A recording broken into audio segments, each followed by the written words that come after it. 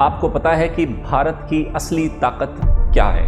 भारत की जो ताकत है उसका एक बहुत बड़ा हिस्सा जमीन के नीचे छुपा हुआ है। सबसे पहले बात करते हैं प्राकृतिक संसाधनों का वर्गीकरण। तो ये इस तरीके से हमारे संसाधनों का ये हमने वर्गीकरण जाना। करोड़ों साल पहले कार्बोनिफेरस युग में बहुत सारे पेड़ पौधे भूगर्भिक हलचल के कारण जमीन के अंदर दब गए थे। हो सकता है इंडिया का पोटेंशियल तो 1000 गीगावाट का हो सौर ऊर्जा उत्पादन करने का, लेकिन हम कितना उत्पादित कर चुके हैं या उत्पादन करने की क्षमता को स्थापित कर चुके हैं? राजस्थान में, गुजरात में, मध्य प्रदेश में आपने स्टैब्लिश कर दिया वो विंड टर्बाइन। और अगर मैं कहूं भारत की टोटल जल विद्युत उत्पादन क्षमता कितनी है? पवन ऊर्जा, जल विद्युत ऊर्जा, सौर ऊर्जा, कोयला, पेट्रोलियम, नेचुरल गैस, मोटा मोटा हमने एक जिक्र कर लिया। ये समुद्री जीवों के अवशेष से निर्मित है। जीव जंतु बच्चा, जीव जंतु।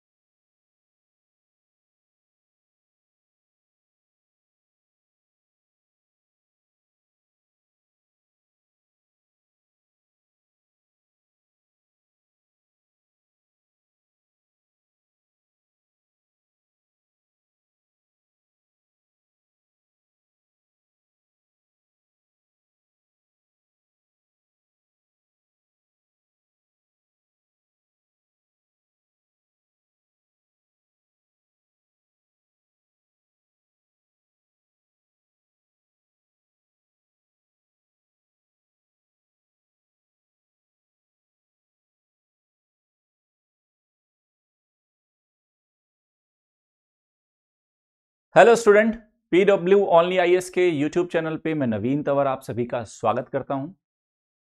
आज का टॉपिक आपको साफ नजर आ रहा है, खनिज और ऊर्जा संसाधन।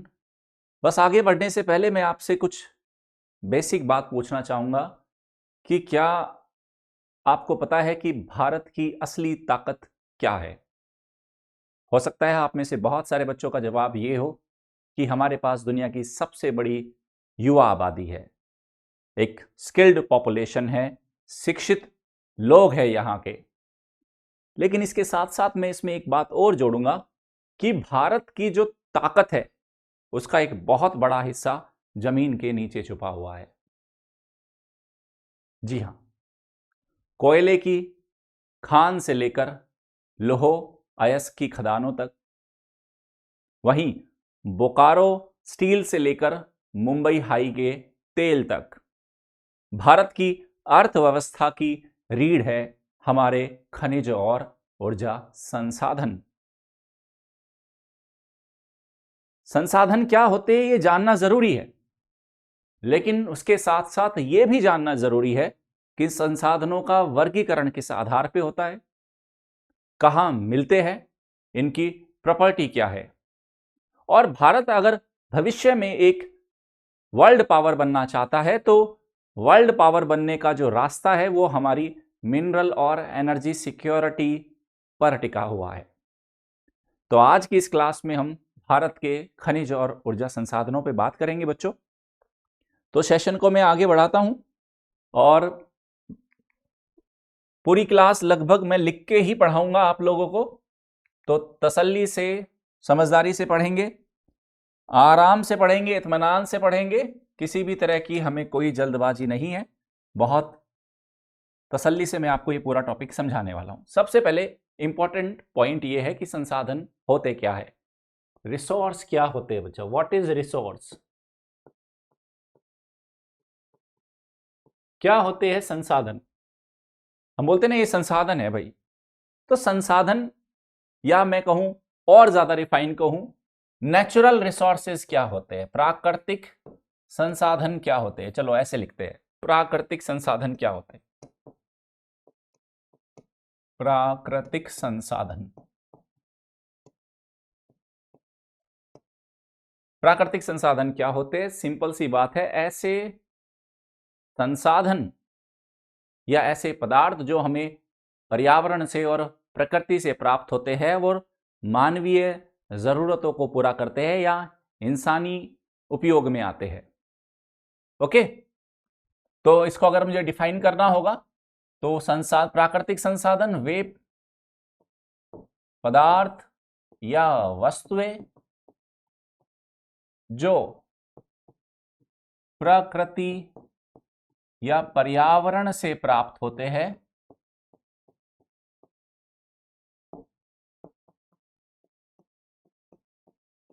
हैं तथा मानव उपयोग में या हम कहें मानव आर्थिक गतिविधियों में या मानव जरूरतों को पूरा करने में, या ज्यादा अच्छा यह है तथा मानवीय आवश्यकताओं को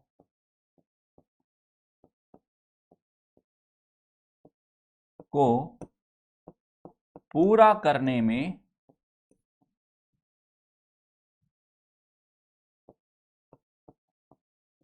उपयोग किए जाते हैं।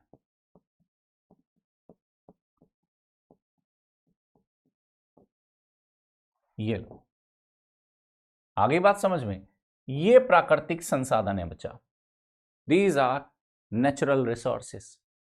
तो सबसे पहले तो हमें यह समझना होगा कि ये नेचुरल रिसोर्सेज का क्लासिफिकेशन क्या है, वर्गीकरण के बारे में हम बात करेंगे। सबसे पहले बात करते हैं प्राकृतिक संसाधनों का वर्गीकरण। संसाधन जो है हमारे रिसोर्सेज है, संसाधनों का वर्गीकरण।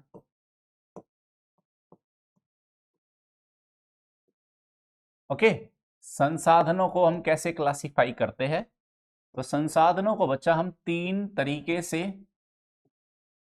क्लासिफाई कर सकते हैं। हमारे पास तीन तरीके से, हम रासायनिक संरचना के आधार पे देख सकते हैं, नवीकरणीयता के आधार पे देख सकते हैं और विकास की अवस्था के आधार पे। तो पहला क्या है, रासायनिक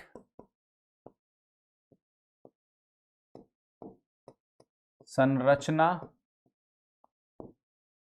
के आधार पर, दूसरा नवीकरणीयता के आधार पर,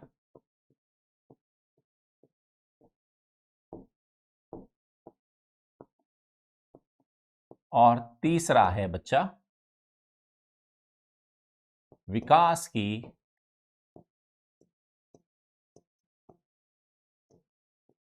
अवस्था के आधार पर।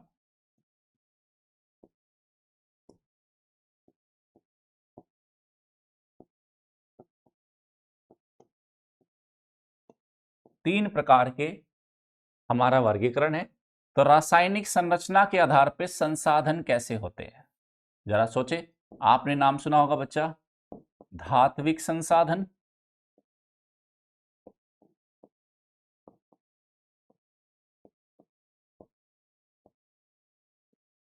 ओके। तो धात्विक संसाधन क्या होते हैं? ऐसे संसाधन जिनके अंदर धातुएं पाई जाती है, लोहा है, तांबा है, ओके बच्चा, और बॉक्साइट है। तो जिनमें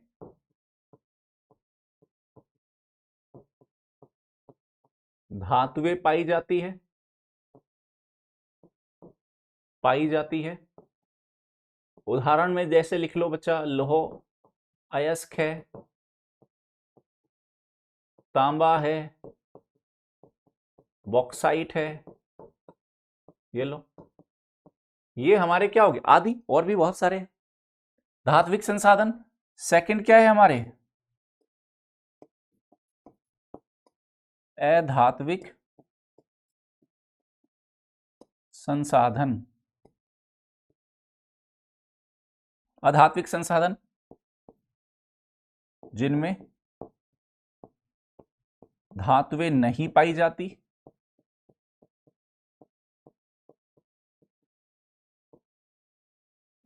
आप जैसे खुद सोचो, ऐसे संसाधन जिनमें धातुएं नहीं पाई जाती, क्या हो गया बच्चा? चूना पत्थर हो गया, जिप्सम हो गया, अभ्रक हो गया, चूना पत्थर, जिप्सम, अभ्रक आदि आदि एटसेट्रा। तो ये हमने किस आधार पे देखा? ये हमने जो क्लासिफिकेशन देखा है, ये क्लासिफिकेशन देखा है हमने रासायनिक संरचना के आधार पे। केमिकल स्ट्रक्चर कैसा है उसका, केमिकल कंपोजिशन कैसा है। फिर है नवीकरणीयता के आधार पे कि वो रिन्यूएबल है या नॉन रिन्यूएबल है। समझ गए भाई? रिन्यूएबल जानते हो ना, जिनको बार बार उपयोग में लाया जा सकता है और बार बार नेचुरल प्रोसेस से वो रिप्लेनिश होते रहते हैं। और अनवीकरणीय वो जिनका बार बार इस्तेमाल में नहीं लेके आया जा सकता, या एक बार अगर वो समाप्त हो जाए तो वापस से प्रकृति के द्वारा उन्हें आपको पुनः प्रदान करने के लिए हजारों लाखों करोड़ों समय लग जाता है। ओके, तो ये पहला है बच्चा नवीकरणीय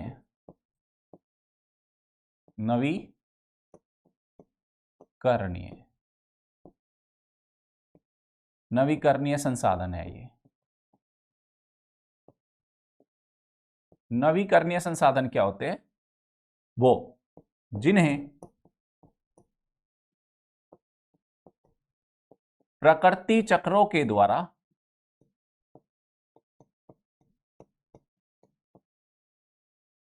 बार बार पुनः पूर्ति की जा सकती है।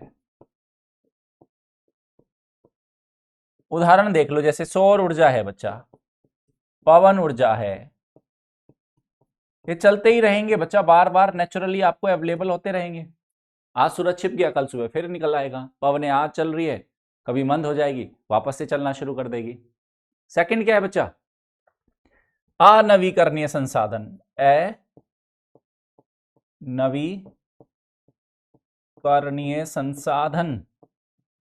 अनवीकरणीय संसाधन कौन से संसाधन होते हैं? बोलो। अनवीकरणीय संसाधन कौन से होते हैं? जिनको प्राकृतिक चक्रों के द्वारा जिनकी पुनर्पूर्ति अल्प अवधि में नहीं हो सकती, या ऐसे संसाधन जो इस्तेमाल के बाद समाप्त हो जाते, जैसे कोयला एक बार इस्तेमाल किया समाप्त हो गया। इस्तेमाल के बाद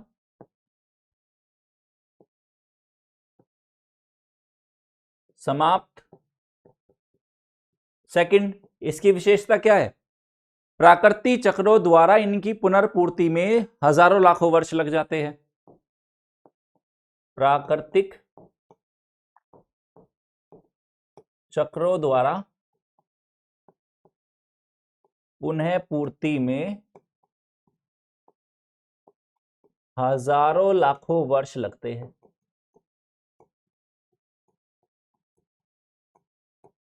ये लो, ये नवीकरणीयता के आधार पे हो गया बच्चा। जैसे कोयला हो गया, एक बार आपने इस्तेमाल कर लिया, समाप्त हो जाएगा। अब वापस से कोयले को बनाने में आपको लाखों करोड़ों वर्ष लग जाएंगे, तो ये समस्या होगी। खनिज तेल है, पेट्रोलियम है, इस्तेमाल हो गया, समाप्त हो गया। अब वापस से अगर आप पेट्रोलियम बनाना, एक दिन समाप्त हो जाएंगे संसाधन, तो फिर से जिन प्रोसेस से वो बना है हजारों लाखों करोड़ों साल के, उन प्रोसेस से दोबारा गुजरना होगा। फिर विकास की अवस्था के आधार पे है ना, विकास की अवस्था के आधार पे, विकास की अवस्था के आधार पे मतलब ऐसे संसाधन जिनका हमने सर्वेक्षण कर लिया, जिनको मापन कर लिया, हमारे पास तकनीक है उनको इस्तेमाल करने की। तो क्या है, जिनका सर्वेक्षण और मापन किया जा चुका है और वर्तमान तकनीक के द्वारा उपयोग में लेके आए जा सकते हैं, तो उनको हम बोलते हैं वास्तविक।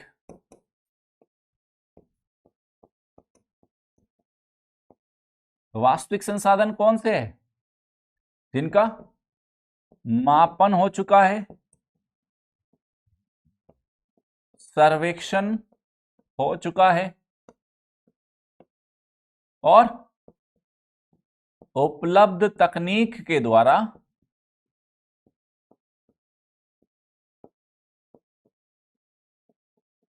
उपयोग में लाए जा रहे हैं। एग्जाम्पल देख लो, कोयला है, लोहो अयस्क है, आप आराम से, आपको पता है कहाँ है, कितना है, फिर निकालने की आपके पास टेक्नोलॉजी भी है। दूसरी क्या है, संभाव्य संसाधन। संभाव्य संसाधन मतलब जिनका अस्तित्व तो हमें पता है, अस्तित्व तो पता है। जैसे हम सागरीय लहरों से विद्युत उत्पादन कर सकते हैं, पता है, अस्तित्व है। भूतापीय ऊर्जा का अस्तित्व हमें पता है। इंडिया के केरल के कोस्टल एरिया में जो सैंड है उसमें मोनोजाइट है। जम्मू कश्मीर के अंदर हमें पता चला भैया लिथियम के रिजर्व्स मिल रहे हैं, लेकिन क्या है, तकनीक और पूंजी के अभाव में उनका इस्तेमाल संभव नहीं है। तो इसमें क्या है बच्चा, अस्तित्व तो ज्ञात है, अस्तित्व ज्ञात है, परंतु तकनीक और पूंजी के अभाव के कारण दोहन नहीं हो पा रहा। पूंजी अभाव से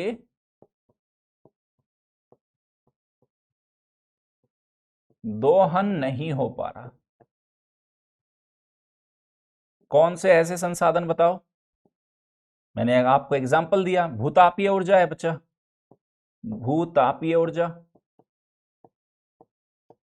ओके, अब उसके साथ भूतापीय ऊर्जा हो गया बच्चा, और क्या किस्म, जैसे लिथियम के आपको भंडार पता चले, है ना, मोनोजाइट के बारे में आपको पता है, मोनोजाइट। तो ये इस तरीके से हमारे संसाधनों का ये हमने वर्गीकरण जाना। बताओ कोई समस्या हो आप लोगों को किसी भी प्रकार की, किसी प्रकार की कोई भी समस्या इसको समझने में, नहीं ना?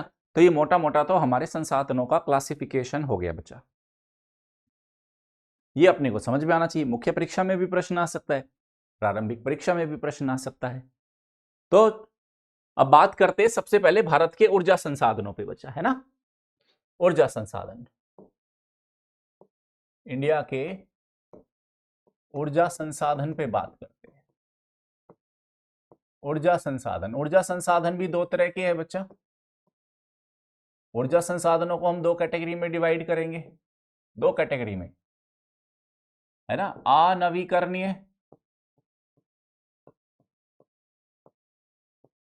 ऊर्जा संसाधन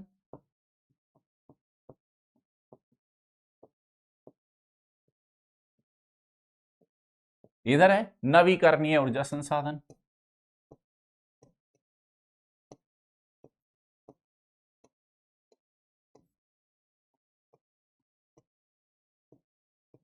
ये नवीकरणीय ऊर्जा संसाधन हो गए।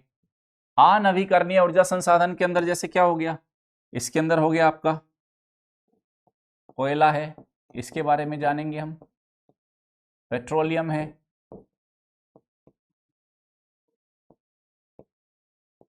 और उसके बाद प्राकृतिक गैस है,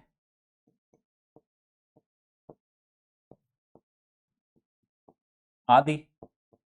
इधर नवीकरणीय ऊर्जा संसाधन के अंदर अगर मैं देखे तो सौर ऊर्जा आएगी बच्चा इसमें, सौर ऊर्जा।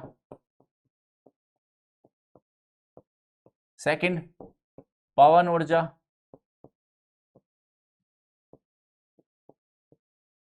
जल विद्युत, है ना, आदि। ये हम इसमें शामिल कर लेंगे। तो एक एक करके इनके बारे में जानना शुरू करते हैं। सबसे पहले हम बात करेंगे कोयले के बारे में। इसके बारे में बात करेंगे हम, कोयला। कोयला, कोल के बारे में बात करेंगे बच्चा। तो कोल आप बताओ बनता कैसे है कोल? भाई आप जानते हो कि करोड़ों साल पहले कार्बोनिफेरस युग में बहुत सारे पेड़ पौधे भूगर्भिक हलचल के कारण जमीन के अंदर दब गए थे, और लाखों करोड़ों साल की ताप और दाब की दशाओं में वही जो आपकी लकड़ी है वो कोल में कन्वर्ट हो गई। ऐसे बना आपका कोयला। तो पेड़ पौधों या मैं कहूं वनस्पतियों के अवशेष से निर्मित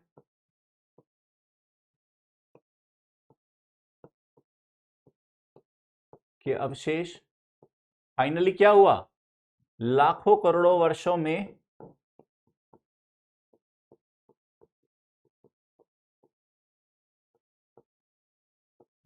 में ताप और दाब की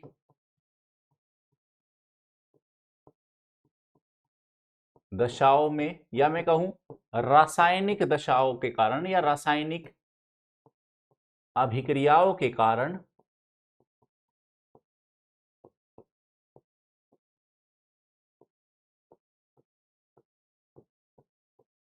निर्मित हुआ है बच्चा ये। चलो ये तो समझने वाली बात होगी। पेड़ पौधे और वनस्पति से बने हैं, जीव जंतुओं से नहीं बने बच्चा, पेड़ पौधे और वनस्पतियों से बने हैं। ओके, जंतु से नहीं बना, किसी जानवर से नहीं बना कोयला, वेजिटेशन से बना है। अब कोयला कितने प्रकार का होता है? कोयले के प्रकार के बारे में आपने सुना होगा। कोयले के अगर मैं प्रकार के बारे में बात करूं, आपने नाम सुना होगा एंथ्रेसाइट होता है, एंथ्रेसाइट कोयला। आपने नाम सुना होगा बिटुमिनस, बिटुमिनस कोयला, सुना है क्या? एंथ्रेसाइट है, बिटुमिनस है, लिग्नाइट है, पीट है, लिग्नाइट कोयला,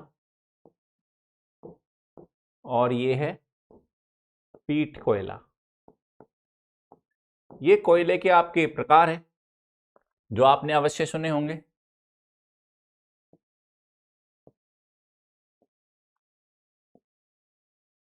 ठीक है, तो एंथ्रेसाइट क्या है बच्चा?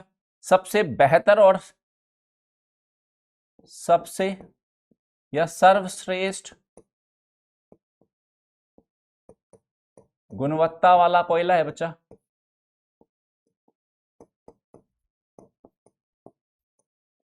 है ना? उसके बाद इसमें 80% से 95% तक कार्बन मिलता है।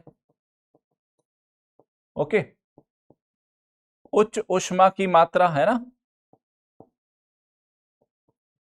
अच्छी हीट जनरेट करके देता है, उच्च ऊष्मा की मात्रा है। कहां मिलता है इंडिया में? अगर बात करूं J&K में मिल रहा है, और इंडिया के अंदर बच्चा ये अल्प मात्रा में है। इसके बड़े भंडार नहीं है इंडिया में। अगर मैं एंथ्रेसाइट कोल के बारे में बात करूं तो ये एंथ्रेसाइट कोल हो गया। सेकंड है हमारा, सेकंड बेस्ट कैटेगरी है, दैट इज बिटुमिनस हो गया बच्चा। बिटुमिनस में क्या होगा? ये दूसरा सबसे बेहतर क्वालिटी का कोयला है। कार्बन की मात्रा इसमें, कार्बन की जो मात्रा है इसके कंपैरिजन में कम है बच्चा। 60% से 80% के बीच में मिलती है। बेस्ट तो यही है। सेकंड बेस्ट आपका बिटुमिनस है, 60 से 80% है बच्चा। ये पश्चिमी बंगाल, झारखंड, मध्य प्रदेश, छत्तीसगढ़, ओडिशा, कहां कहां मिलता है? पश्चिमी बंगाल, झारखंड, मध्य प्रदेश, छत्तीसगढ़, ओडिशा, ये प्रमुख क्षेत्र है बच्चा, आदि क्षेत्र में मिलता है। इसके बाद आया हमारा तीसरे प्रकार का कोयला, लिग्नाइट कोयला है बच्चा। इसके अंदर कार्बन की मात्रा और भी कम है, 40% से 55% के बीच में मिलेगी कार्बन की मात्रा।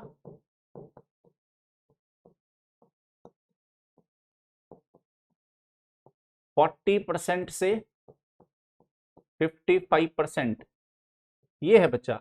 अब इसमें नमी की मात्रा ज्यादा होती है, नमी अधिक है, नमी अधिक है, मॉइस्चर कंटेंट ज्यादा है, तो जलाने पर धुआं निकलता है।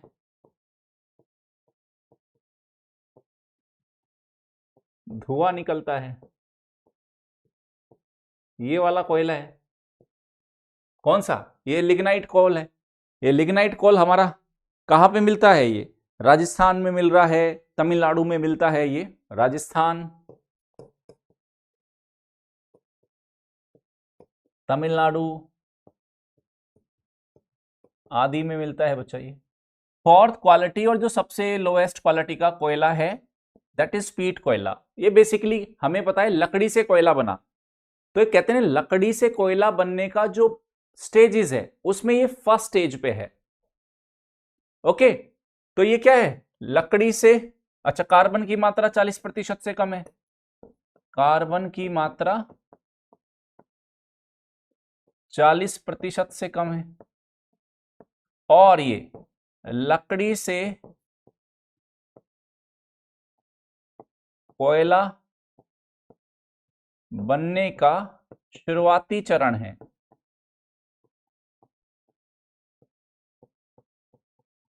तो इसके ऊष्मा जो मान है, इसका जो ऊष्मा मूल्य है इसका कम है, सबसे ज्यादा ऊष्मा मूल्य इसका है बच्चा। तो इस तरीके से ये आपके कोल हो गया, ये हो गया कोयला। ये भारत में कोयले की कहानी आपको समझ में आ गई। सिंपल सा टॉपिक है थोड़ा सा, कहते नहीं, एक ओवरव्यू हमें होना चाहिए कि देश के अंदर ऊर्जा संसाधनों की क्या स्थिति है बच्चा। ये कहानी है इसकी।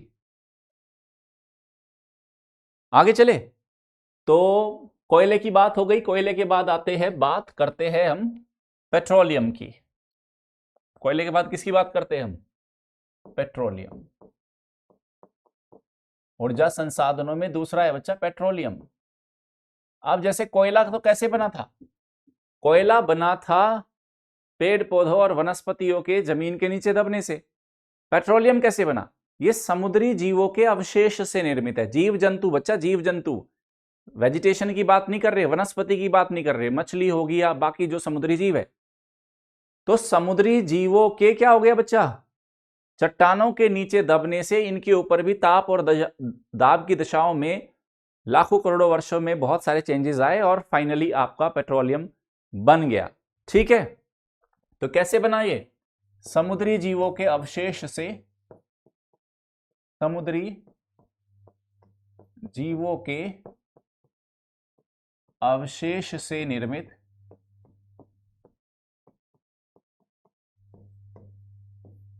ओके, और लाखों करोड़ों वर्षों में,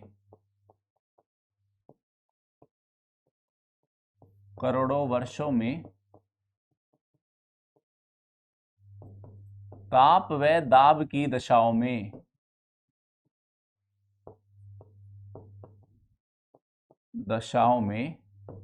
निर्मित हुआ है बच्चा। अभी इसी कच्चा तेल, जिसको आप पेट्रोलियम बोल रहे हो या कच्चा तेल बोल लो, इसी से ही आप पेट्रोल निकालते हो, इसी से डीजल निकालते हो, इसी से ही आप केरोसिन, मिट्टी का तेल, सब इसी से ही इसको प्रोसेस करते हैं बच्चा, निकलता रहता है। कहाँ मिलता है भारत में? ये भारत में अगर इसका हम वितरण देखें, ऑल दो भारत के पास बहुत ज्यादा रिसोर्सेज नहीं है और हम अपनी पेट्रोलियम आवश्यकताओं के लिए विदेशों पर ज्यादा निर्भर है। मोर देन 50% से ज्यादा अपनी रिक्वायरमेंट हम विदेशों से आयात करके ही पूरा करते हैं। लेकिन फिर भी भारत में कहाँ मिलता है? असम में मिलता है बच्चा, खंबात की खाड़ी में मिल रहा है, मुंबई हाई हो गया, भारत के पूर्वी तट पर कृष्णा गोदावरी का जो डेल्टाई क्षेत्र है वहां पे ये मिल रहा है हमें। तो वितरण कहाँ है? असम, उसके बाद ये आपका खंबात की खाड़ी, गल्फ ऑफ खंबात, उसके बाद मुंबई हाई, मुंबई में है बच्चा, मुंबई हाई, कृष्णा गोदावरी नदी का जो डेल्टाई क्षेत्र है, कृष्णा गोदावरी का बेसिन बोल दूं तो ज्यादा अच्छा है, बेसिन आदि, यहां पे आपका ये मिल रहा है बच्चा पेट्रोलियम। पेट्रोलियम के बाद हम बात करते हैं प्राकृतिक गैस की। प्राकृतिक गैस की क्या कहानी है? Natural gas. नेचुरल गैस क्या है? तो नेचुरल गैस का अगर मैं कहूं, इंडिया के पास टोटल वर्ल्ड में जितना नेचुरल गैस है उसका हमारे पास केवल 0.7% ही भंडार है। विश्व के कुल प्राकृतिक गैस भंडार का, विश्व के कुल वैश्विक भंडार का 0.7% भारत के पास है। एक बात तो बच्चा ये है, टोटल वर्ल्ड रिजर्व का 0.7% है। कहां मिलता है? कच्छ की खाड़ी में, खंबात की खाड़ी में, मुंबई हाई है, त्रिपुरा है, बाड़मेर है, वही कृष्णा गोदावरी बेसिन है। तो वितरण अगर इंडिया में हम देखें, वितरण कहां कहां पे है? तो कच्छ की खाड़ी है बच्चा, कच्छ क्षेत्र हो गया, कच्छ की खाड़ी में मिल रहा है ये, खंबात की खाड़ी में मिल रहा है, उसके बाद कृष्णा गोदावरी बेसिन में मिल रहा है ये हमें। ओके, उसके बाद राजस्थान के बाड़मेर,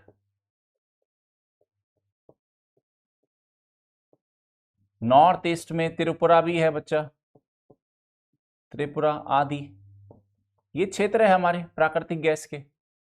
और ये जो सारे के सारे रिसोर्सेज है, चाहे पेट्रोलियम हो, नेचुरल गैस हो, या उधर मैंने आपको कोयला बताया है, ये सब के सब क्या है? ये सब हमारे अनवीकरणीय ऊर्जा संसाधन है। यानी कि एक बार हम इस्तेमाल कर लेंगे तो इस्तेमाल करने के बाद ये समाप्त हो जाएंगे और वापस से इनको प्राप्ति में हमें काफी समय लगेगा। इस चीज को ध्यान रखेंगे बच्चा। एक सेकेंड रुकिए।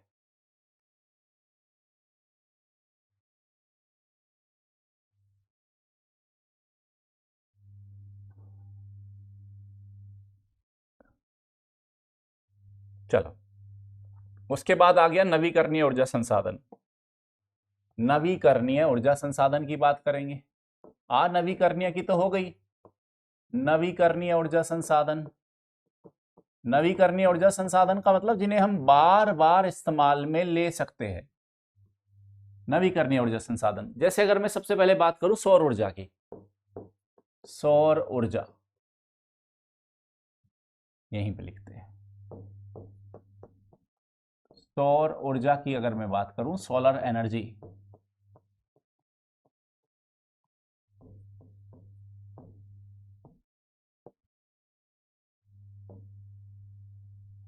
Solar energy.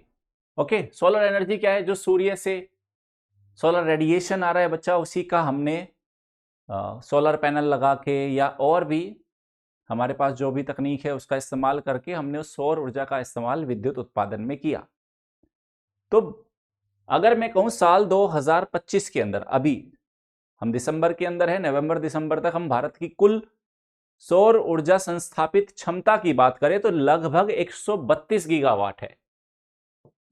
वर्ष 2025 संस्थापित सौर ऊर्जा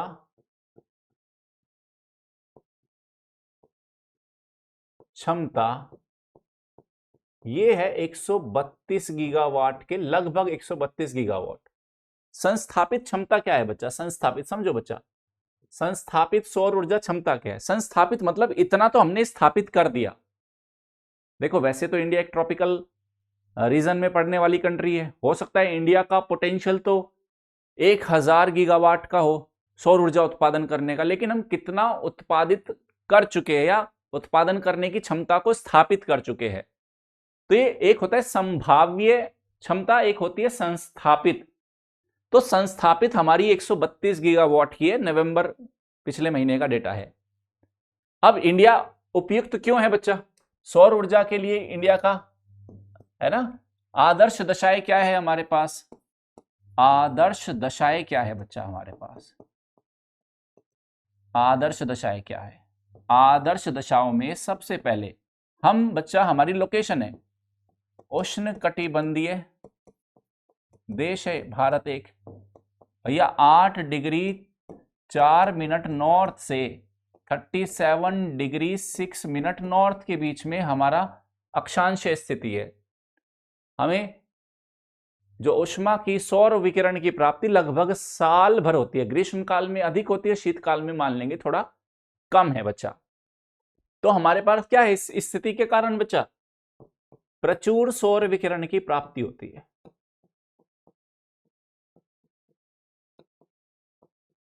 सौर विकिरण की प्राप्ति है पहली बात, तो ये इसका आदर्श दशाएं हो गई इंडिया के लिए। दूसरा बच्चा हमारे लिए क्या है? क्योंकि हमारे पास जो जीवाश्म ईंधन है, कोयला, पेट्रोलियम, नेचुरल गैस, उसके भंडारण कम है, तो हमें कुछ विकल्प खोजने ही पड़ेंगे। तो आदर्श दशाएं जिसने प्रेरित किया भारत को? जीवाश्म ईंधन की सीमित उपलब्धता,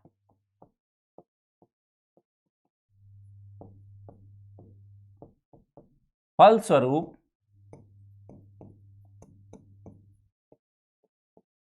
सौर ऊर्जा बेहतर विकल्प है। समझ गए? अच्छा, इसको, इस हेडिंग को थोड़ा सा सुधार लेते हैं, आदर्श दशाएं और विशेषताएं, ये लिख लेते हैं।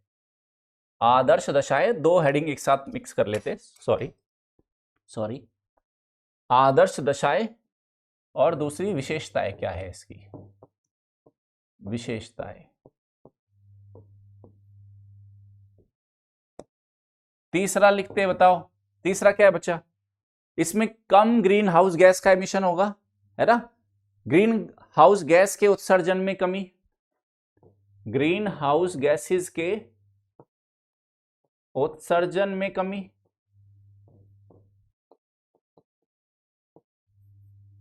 ओके।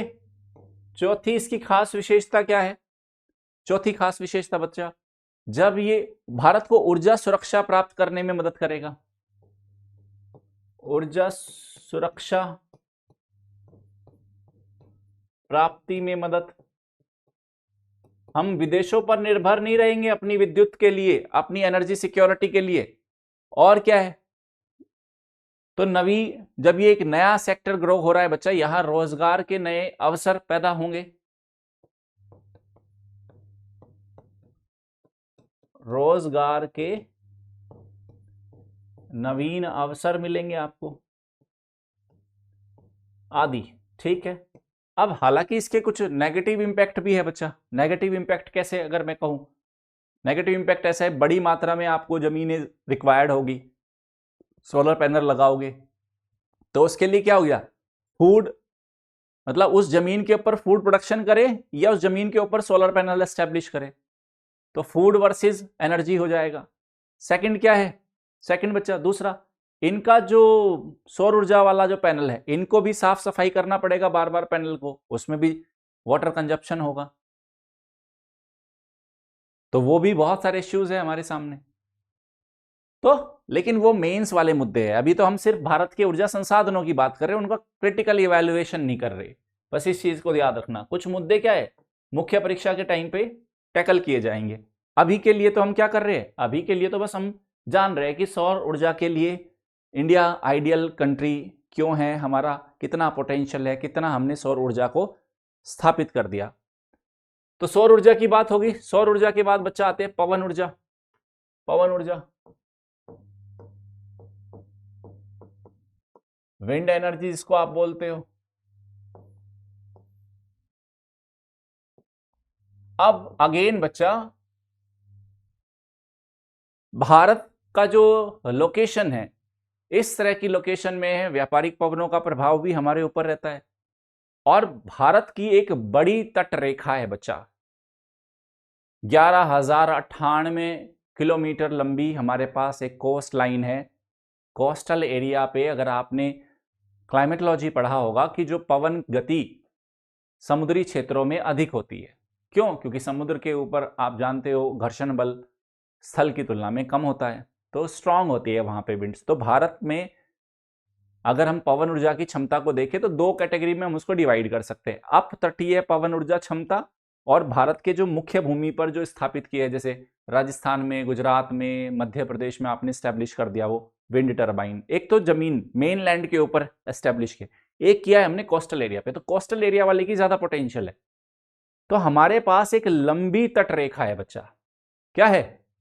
लंबी तट रेखा है जिसका हमें बेनिफिट मिलेगा। तो सबसे पहले तो इसकी हम देख लेते, पवन ऊर्जा की संस्थापित क्षमता कितनी है साल 2025 भारत में।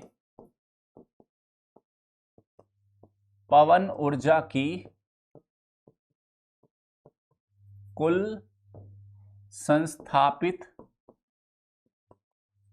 क्षमता 2025 में बच्चा ये 51 गीगावाट के आसपास पहुंच चुकी है। सोलर वाली 130 के आसपास पहुंच चुकी है। 51 गीगावाट की क्षमता है। उसके बाद भारत के पास क्या बचा? एक लंबी तटरेखा है। एक लंबी तटरेखा के कारण लगभग 11,098 किलोमीटर के आसपास है।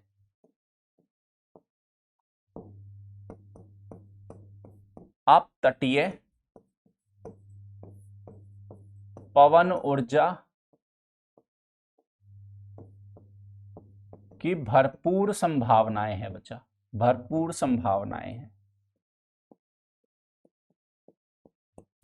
भाई आप खुद ही सोच लो, इधर गुजरात से शुरू हो जाओ और इधर चले जाओ वेस्ट बंगाल। अगर मुख्य भूमि की बात करूं, यहां गुजरात से लेके और इधर वेस्ट बंगाल तक आपके पास एक कितना लंबा कोस्ट लाइन है बच्चा। ऑल दो इसके अपने इश्यूज है, इसके कुछ इकोलॉजिकल इश्यूज है, उन पे हम आज बात नहीं करेंगे क्योंकि हम तो प्रीलिम्स के दृष्टिकोण से ही देख रहे हैं। उसके बाद है बच्चा जल विद्युत। जल विद्युत ऊर्जा,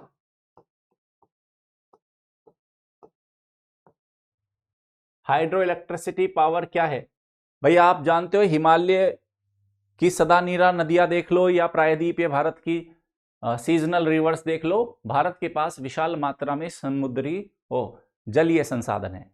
हमारे पास काफी नदियां है, हिमालय की नदियां तो सदानीरा है लगभग, चाहे वो सिंधु नदी तंत्र हो, गंगा नदी तंत्र हो, ब्रह्मपुत्र नदी तंत्र हो। तो हमारे पास क्या है बच्चा? जल विद्युत की व्यापक संभावनाएं हैं। एक तरफ हमारे पास क्या है? हिमालयी नदियां है,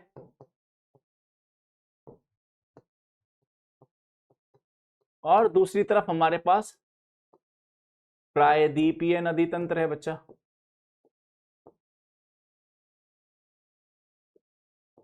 नदी तंत्र, इन दोनों का क्या पोटेंशियल है बच्चा? इन दोनों का पोटेंशियल क्या है कि हमने बांध बनाए हैं, बहुत सारे जलाशय बनाए हैं, और फलस्वरूप बांध और जलाशय बनाकर हमने क्या किया है बच्चे? यहां से हमने जल विद्युत का उत्पादन किया।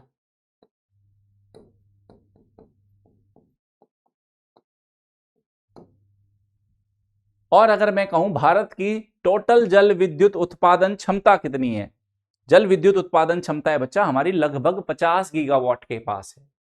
कितनी क्षमता है? लगभग 50 गीगावाट है बच्चा, ये भी लगभग 50 गीगावाट है। ये भी मतलब ऑलमोस्ट जितना आपका पवन ऊर्जा की संस्थापित क्षमता है उतनी इसकी भी है। इसके कुछ फायदे भी है बच्चा, है ना। लाभ क्या है, जैसे इसके लाभ क्या है, ये स्वच्छ है बच्चा, स्वच्छ ऊर्जा है, बहुउद्देशीय उपयोग किए जा सकते हैं, बहुउद्देशीय उपयोग है। कैसे, आप खुद सोचो बच्चा, बहुउद्देशीय उपयोग कैसे, आप फ्लड कंट्रोल कर सकते हो, है ना, पूरा इरिगेशन सिस्टम एस्टेब्लिश कर सकते हो इसके जरिए। हाइड्रो इलेक्ट्रिसिटी का तो प्रोडक्शन हो ही रहा है, तो और उसके बाद फिशिंग में भी इसका इस्तेमाल किया जा सकता है, मत्स्यन में हम इसका इस्तेमाल कर सकते हैं।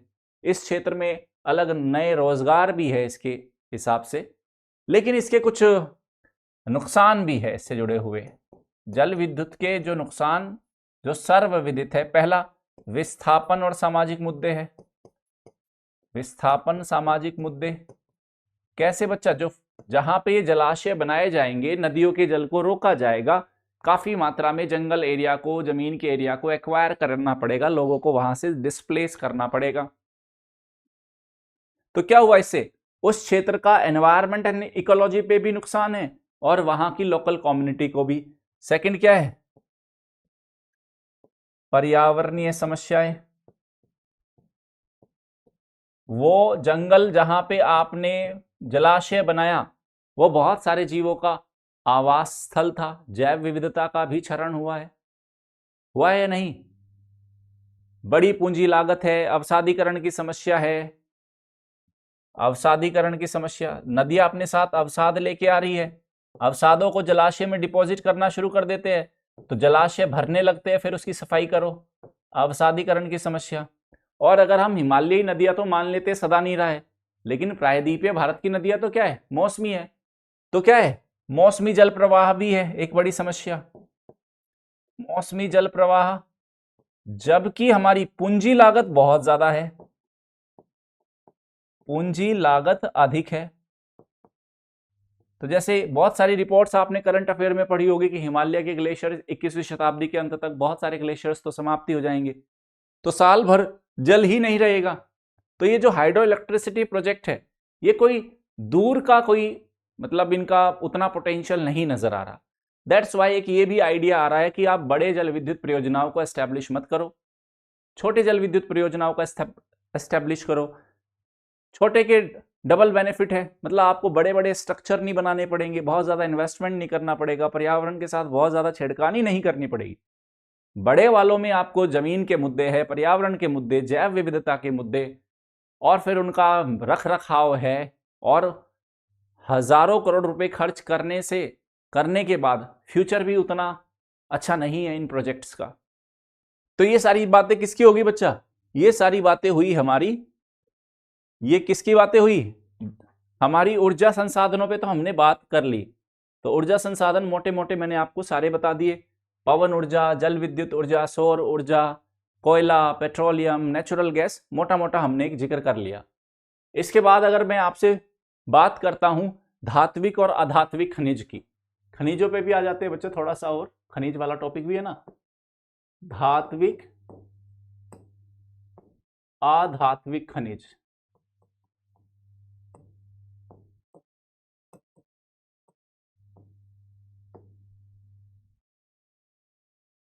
धात्विक खनिज और अधात्विक खनिज को, धात्विक खनिज को यहां ले आते हैं बच्चा, इस साइड धात्विक खनिज को टैकल कर लेंगे, इस साइड हम अधात्विक खनिज को टैकल कर लेंगे। धात्विक खनिज,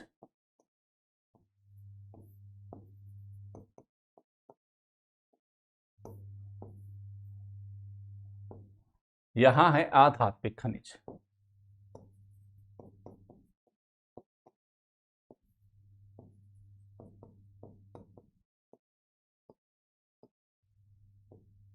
ये लो, तो धात्विक खनिज में जैसे हम बात करें, हम लोहे की बात कर लेंगे बच्चा, हम बॉक्साइट की बात कर लेंगे, हम तांबे की बात कर लेंगे, दो तीन इंपॉर्टेंट है उनकी बात कर लेते हैं। लोहो अयस्क कहां कहां मिलता है बच्चा, लोहो अयस्क आप बताओ इंडिया में, लोहो अयस्क की खदानें कहां कहां पे फेमस है। लोहो अयस्क बच्चा कर्नाटक में है, उड़ीसा है, झारखंड है, ये इंपॉर्टेंट है, कर्नाटक ओडिशा, झारखंड आदि। इसके आपने कुछ फेमस खान, एक दो फेमस खान के बारे में भी बताओ। क्योंझर की खाने हैं, बेल्लारी है, बेल्लारी है बच्चा,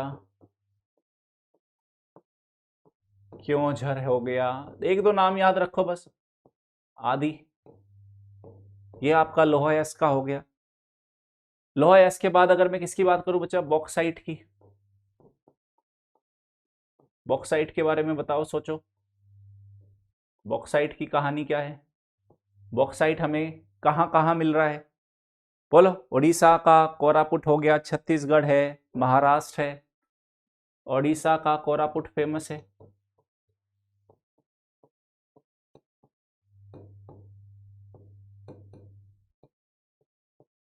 कोरापुट है, महाराष्ट्र है, छत्तीसगढ़ है,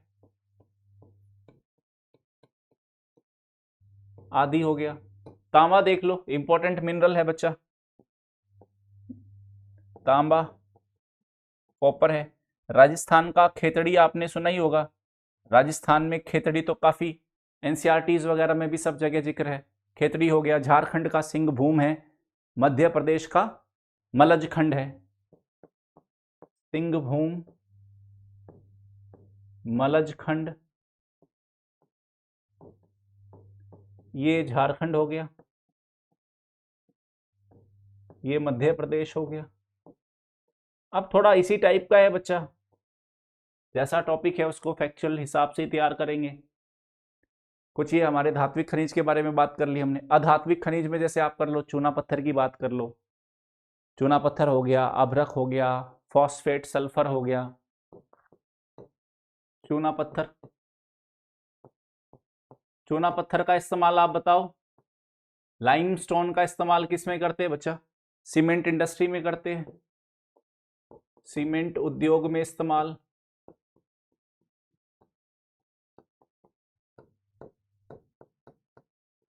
इसकी भी अगर आप देखो बच्चा, राजस्थान का चित्तौड़गढ़ है बच्चा, काफी फेमस है। काफी सारी सीमेंट इंडस्ट्री, आप देखो कभी आओगे उधर। चित्तौड़गढ़ हो गया राजस्थान।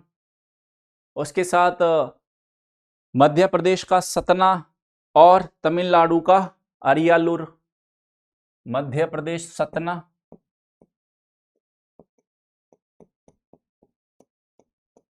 तमिलनाडु का अरियालूर,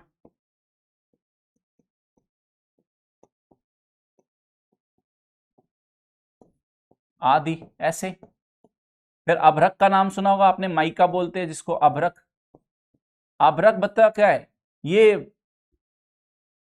कुचालक इसके अंदर प्रॉपर्टी होती है, मतलब बैड कंडक्टर होता है। इसके कारण इसको हम विद्युत में, इलेक्ट्रॉनिक उद्योग में इसका फुल इस्तेमाल करते हैं। तो क्या कहते हैं बच्चा इसके बारे में, इसके कुचालक गुणों के कारण, कुचालक गुणों के कारण हम इलेक्ट्रॉनिक और विद्युत